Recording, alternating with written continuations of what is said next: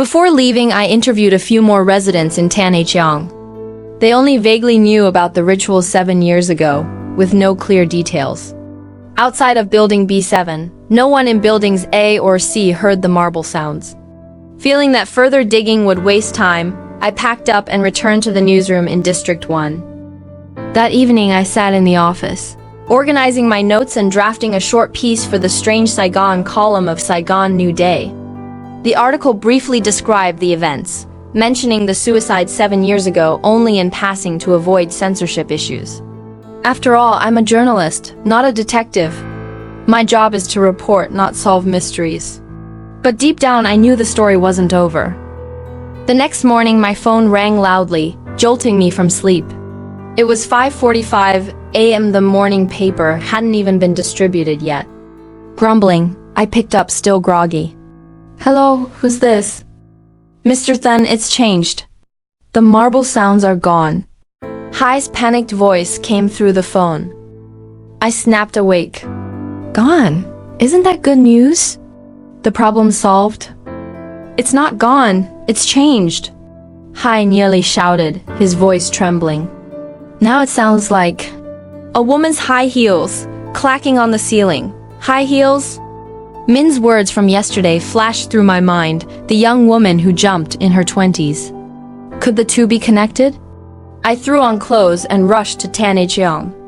Though it was only 7 a.m., the lobby of building B7 was packed with residents, whispering and arguing, their faces pale from sleepless, fearful nights.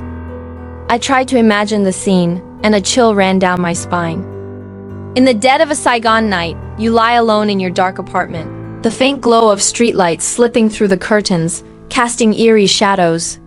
As you drift into sleep, the ceiling suddenly echoes with the Leng Keng of marbles, like a playful child toying above. Then, the sound stops, as if the child is peering down at you through the cold concrete. Suddenly, the sharp clack-clack of high heels begins, steady and chilling. Each step pounds into your heart. Then you remember you're on the 10th floor, the top floor. Above you is only wind, darkness, and no one. I shuddered, overhearing the residents arguing with Min in the lobby. It was a girl who died 7 years ago. She's definitely back. An older woman screamed, her voice filled with fear. "You didn't tell us this building was haunted when we bought it. Give us our money back." A man shouted, his fists clenched.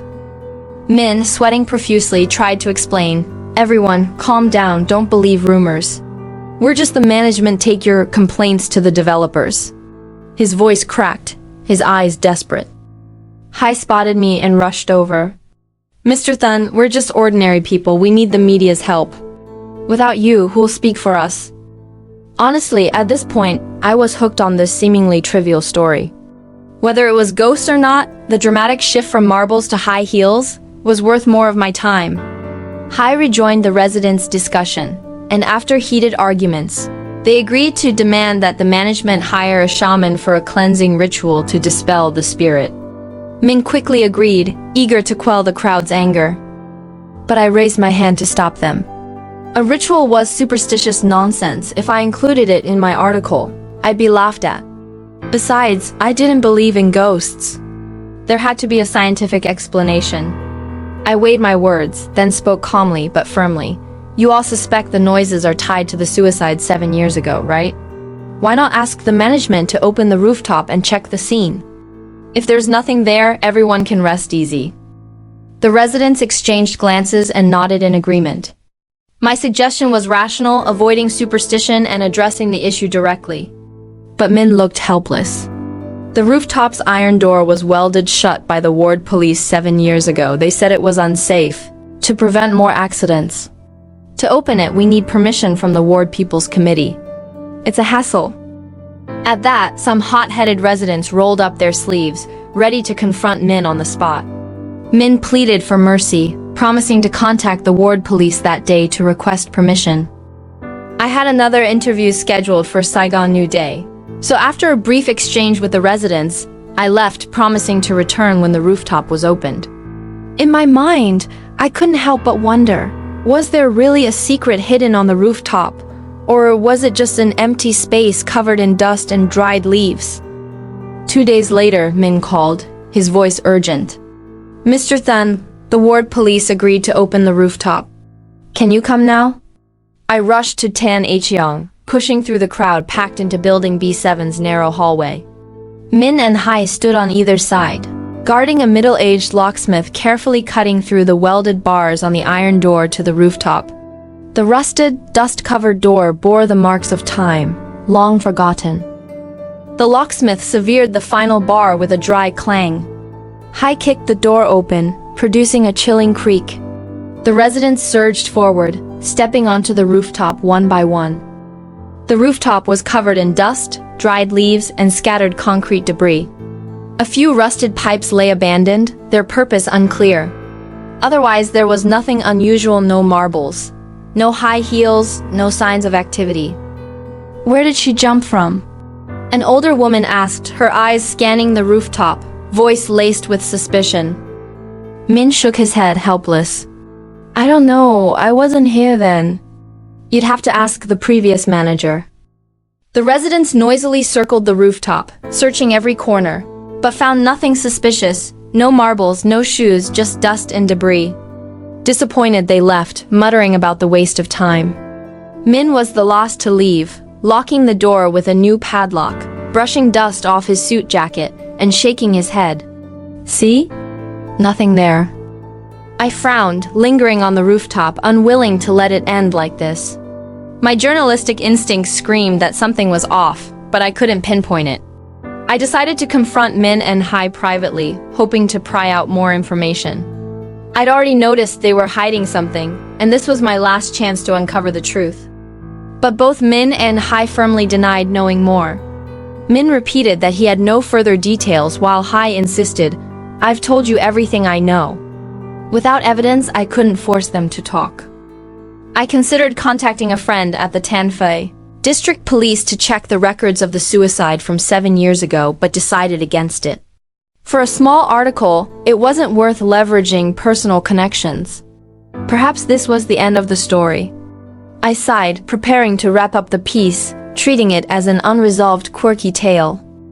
2 days later, I returned to Tan Hyang for a final interview to close the story. To my shock, Hai and the residents unanimously claimed the noises in Building B7 had completely stopped. Really gone? I asked, incredulous. How could they just vanish without a reason?